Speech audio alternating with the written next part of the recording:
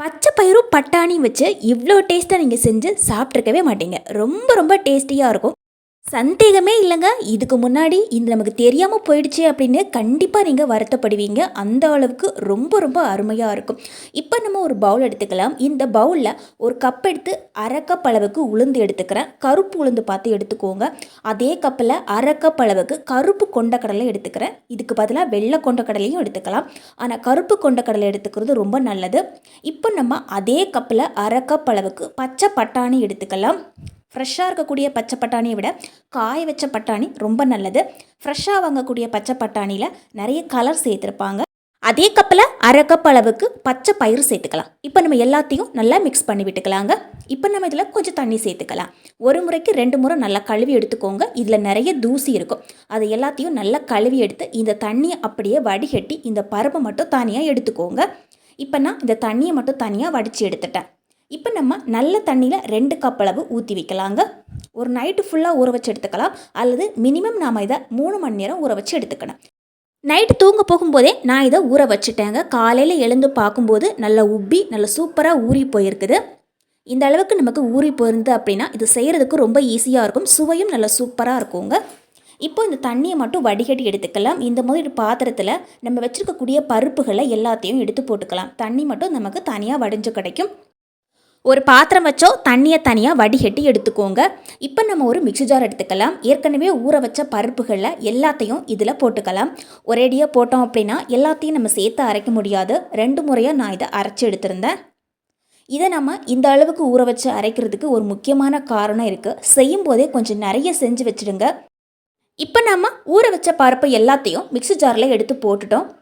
இதில் கொஞ்சம் தண்ணித்தன்மை இருக்கும். அதனால் நம்ம முதல்லையே இதில் தண்ணி சேர்க்கக்கூடாது. இப்போ நம்ம வடிகட்டி எடுத்து வச்ச பருப்புகளை எல்லாத்தையும் மிக்ஸி ஜாரில் போட்டுட்டோம். 1 ஸ்பூன் அளவுக்கு பெருஞ்சீரகம் சேர்த்துக்கலாங்க. 1 ஸ்பூன் அளவுக்கு மிளகு சேர்த்துக்கிறேன். நல்ல வாசனையும் ரொம்ப ஹெல்த்தியும் கூட. இப்போது தேவையான அளவுக்கு காரம் சேர்த்துக்கிறேன். 3 பச்சை மிளகாய் சேர்த்துக்கிறேன். இதுக்கு பதிலாக நீங்கள் வரமிளகாவும் சேர்த்துக்கலாம். ஒரு சின்ன பீஸ் இஞ்சி சேர்த்துக்கிறேன். தோல் எடுத்துட்டு நல்லா கழுவி சின்ன சின்னதாக கட் பண்ணி கூட சேர்த்துக்கலாம். இப்போது 2 கைப்பிடி அளவுக்கு புதினா இலைகளை சேர்த்துக்கிறேங்க.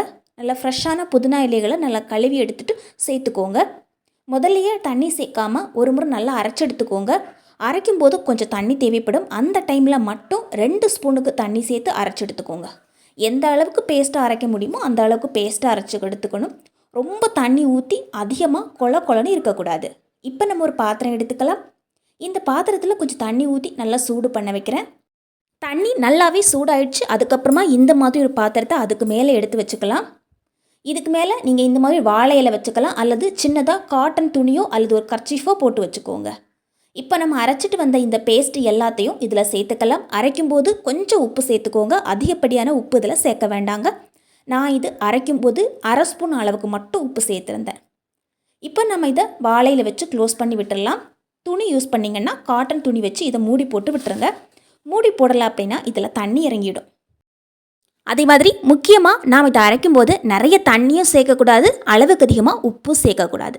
எந்த அளவுக்கு உப்பு தேவையோ அதில் பாதி அளவுக்கு மட்டும்தான் இதில் உப்பு சேர்த்துக்கணும். இப்போ இது நல்லா சூப்பராக வெந்து வந்திருக்கு பாருங்கள். இப்போ இதில் எந்த விதமான பச்சை வாடையும் இருக்காது. இப்போ நம்ம இதை அப்படியே கீழே தூக்கி வச்சிடலாம். லைட்டாக சூடு ஆறி போயிருக்குது. லைட்டாக சூடு இருக்கும்போதே கையில் இந்த மாதிரி எடுத்து பார்த்தீங்கன்னா லைட்டாக ஒட்டுற பதத்தில் இருக்கும். அதில் சின்னதாக ஒரே ஒரு உருண்டை மட்டும் எடுத்து இந்த மாதிரி பிடிச்சி எடுத்துக்கோங்க.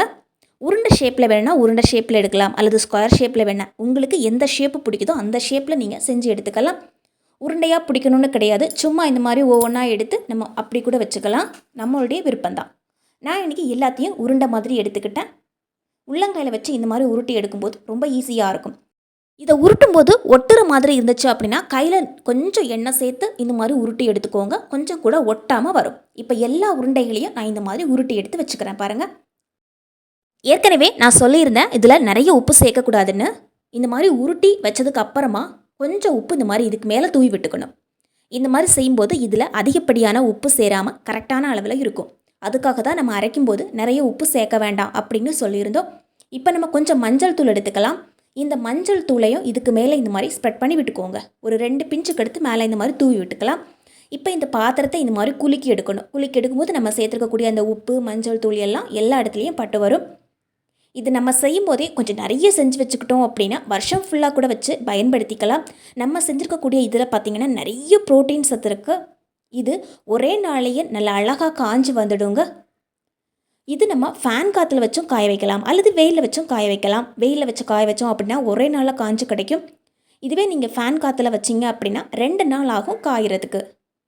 நான் இன்றைக்கி இதை ஃபேன் காற்றுல வச்சு தான் காய வச்சுருந்தேன். நல்லா காஞ்சு கொஞ்சம் கூட ஈரப்பதம் இல்லாமல் ஆனதுக்கப்புறமா இந்த மாதிரி நம்ம ஒரு பாட்டிலில் போட்டு ஸ்டோர் பண்ணி வச்சுக்கலாம். எப்பப்போ தேவைப்படுமோ அந்த டைமில் நம்ம எடுத்து பயன்படுத்திக்கலாம். ஹாஸ்டலில் இருக்கிறவங்க, பேச்சுலராக இருக்கிறவங்க, நம்ம எங்கேயாவது வெளியூர் போகிறோம் அப்படின்னா கூட இதை நம்ம எடுத்துகிட்டு போகலாங்க. ரொம்ப நாளுக்கு இது கெட்டு போகாமல் இருக்கும். நல்லா காஞ்சதுக்கு அப்புறமா இந்த மாதிரி ஒரு பாட்டிலில் போட்டு மூடி போட்டு விட்டுருங்க. அது அப்படியே இருக்கும், கெட்டு போகாமல் இருக்குங்க. இப்போ நம்ம ஒரு கடாய் வச்சுக்கலாம். இதில் ஒரே ஒரு ஸ்பூனுக்கு சமையல் எண்ணெய் சேர்த்துட்டு 1/2 ஸ்பூன் அளவுக்கு கடுகு சேர்த்துக்கிறேன், 1/2 ஸ்பூன் அளவுக்கு ஜீரகம் சேர்த்துக்கிறேன். ஒரே ஒரு பெரிய வெங்காயம் சின்னதாக கட் பண்ணி வச்சுருந்தேன், அதையும் இந்த மாதிரி சேர்த்துக்கிறேன். நம்ம இப்போ 1 நிமிஷத்துக்கு கைவிடாமல் வதக்கி எடுத்துட்டோன்னா வெங்காயம் நல்லா சூப்பராக வதங்கி வந்திருக்கு. இதுக்கு தேவையான அளவு உப்பு சேர்த்து நான் இந்த மாதிரி நல்லா வதக்கி எடுத்துருக்கிறேன். இப்போ வெங்காயம் நல்லா வதங்கினதுக்கு அப்புறமா 1/2 ஸ்பூன் அளவுக்கு இஞ்சி பூண்டு விழுது சேர்த்துக்கிறேன். இது நல்லாவே வதங்கி வந்துருச்சு. இதுக்கப்புறமா 2 தக்காளி சின்னதாக கட் பண்ணி வச்சுருந்தேங்க, அதையும் இதில் சேர்த்துக்கிறேன். இப்போ இந்த தக்காளியையும் நல்லா வதக்கி எடுத்துக்கலாம். தக்காளி நல்லா வதங்கி வந்திருக்கு. இப்போ தேவையான அளவுக்கு மசாலா சேர்த்துக்கலாம். இதில் 1 ஸ்பூன் அளவுக்கு குழம்பு மசாலா தூள் சேர்த்துக்கிறேன். 1/2 ஸ்பூன் அளவுக்கு கரம் மசாலா சேர்த்துக்கிறேன். நீங்கள் குழம்பு மசாலா தூள் சேர்த்துக்கலாம் அப்படின்னா 1/2 ஸ்பூன் அளவுக்கு தனியாத்தூள், 1/2 ஸ்பூன் அளவுக்கு மிளகாய் தூளை சேர்த்துட்டு ஒரு முறை இந்த மாதிரி நல்லா வதக்கி எடுத்துக்கோங்க. நல்லா வதங்கி பச்சை வாடெல்லாம் போனதுக்கப்புறமா ஏற்கனவே நம்ம செஞ்சு வச்சோம் இல்லைங்களா, இந்த உருண்டைகளை இந்த மாதிரி எடுத்து போட்டுக்கோங்க. உங்களுக்கு எவ்வளோ தேவையோ அந்த அளவு நீங்கள் எடுத்து சேர்த்துக்கலாம். இதில் நம்ம எல்லா பருப்பும் சேர்த்து செஞ்சதால் ரொம்ப ஹெல்த்தியும் கூட, அதே சமயத்தில் சட்டுன்னு நம்ம எடுத்து சமையல் பண்ணுறதுக்கும் ரொம்ப ஈஸியாக இருக்குங்க. இது செய்யும்போதே தேவையான அளவு உப்பு சேர்த்துருந்தோம். அதனால் இந்த குழம்புக்கு நம்ம கிரேவி செய்யும்போது கொஞ்சம் உப்பு சேர்த்துக்கோங்க. உப்பு அதிகமாகாத மாதிரி பார்த்துக்கோங்க. இப்போ நம்ம இதில் கொஞ்சம் தண்ணி சேர்த்துக்கலாம். நம்ம சேர்த்துக்கக்கூடிய அந்த உருண்டைகள் எல்லாம் நல்லா காஞ்சு போயிருக்கும், கொஞ்சம் கூட ஈரப்பதம் இல்லாமல் இருக்கும். அதனால் தண்ணி ஊற்றி ஒரு 5 நிமிஷத்துக்கு கொதிக்க விட்டுக்கோங்க. அப்போ தான் உள்ளே நல்லா மசாலா ஏறி நல்லா சாஃப்டாக வரும். இப்போ மூடி போட்டு நான் 5 நிமிஷத்துக்கு கொதிக்க வச்சுட்டேன். கொதிக்கும் போதே இது நல்ல வாசனையாக இருக்கும், நல்ல டேஸ்டியாகவும் இருக்கும், ரொம்ப ஹெல்த்தியும் கூட. கொஞ்சமாக கறிவேப்பிலைகள், கொஞ்சம் கொத்தமல்லி தலைகள் எல்லாம் இதில் போட்டு நல்லா மிக்ஸ் பண்ணி விட்டுக்கலாம். கடைசியாக கொஞ்சம் காரம் கம்மியாக இருக்கிறதால மிளகுத்தூள் கொஞ்சம் சேர்த்துக்கிறேன். இப்போ இதையும் நல்லா மிக்ஸ் பண்ணி விட்டுக்கலாம். இது நம்ம இட்லி, தோசை, சப்பாத்தி, சாதம் அப்படின்னு எல்லாத்துக்குமே தொட்டு சாப்பிட்டுக்கலாம். எல்லாத்துக்குமே ஏற்ற ஒரு சூப்பரான சைடிஷ்ஷாக இருக்குங்க. சிக்கன் சாப்பிடாம மட்டன் சாப்பிடாம இருக்கிறவங்களுக்கெல்லாம் இது ஒரு சூப்பரான ப்ரோட்டீன் சத்து தரக்கூடிய ஒரு விஷயம் அப்படின்னு கூட சொல்லலாங்க. ஒரு முறை செஞ்சு வச்சுக்கிட்டோம் அப்படின்னா வருஷம் ஃபுல்லாக வச்சு நம்ம பயன்படுத்திக்கலாம்.